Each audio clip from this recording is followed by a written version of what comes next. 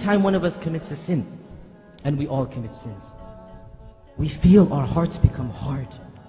We feel the guilt. We ask ourselves, why did we do this? Was it really worth it?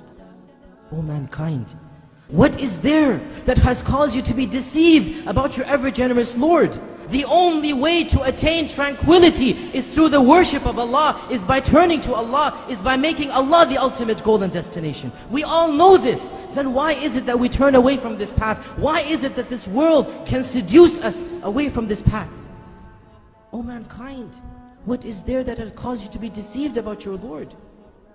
Has not the time come, my dear brothers and sisters, for our hearts to become soft at the remembrance of Allah and at the Qur'an and at hearing about Allah and His Messenger? Has the time not come that our hearts turn to Allah and that we become better Muslims? How many lectures must you be told? Don't you understand? Don't I understand? If I don't change now, if you don't change now, this is a plot from Shaitan never to change. There is no tomorrow. Tomorrow never comes. Every day has another tomorrow.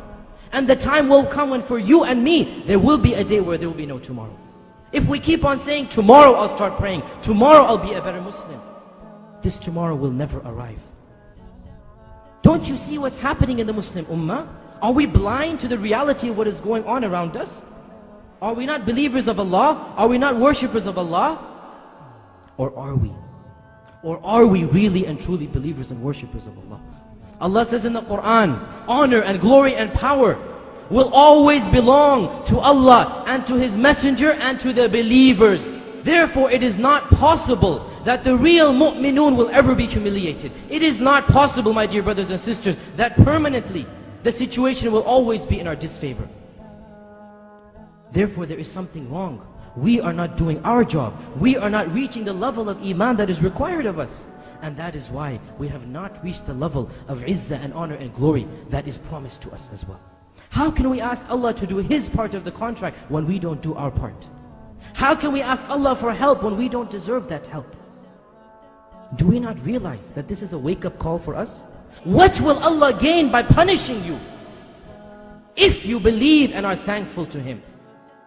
My dear brothers and sisters, we simply don't have the luxury of living a carefree life. It is my duty and your duty to be better Muslims, and that is the best way to revive the izzah that this ummah needs.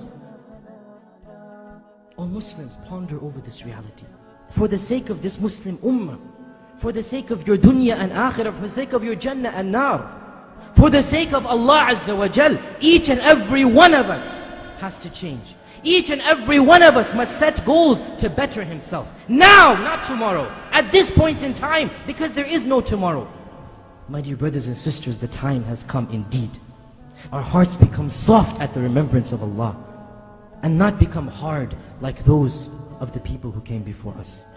O Muslims, ponder over what I have told you and ponder over the situation of the Muslim Ummah and ponder over your own selves and think, what am I doing here? This tomorrow will never arrive.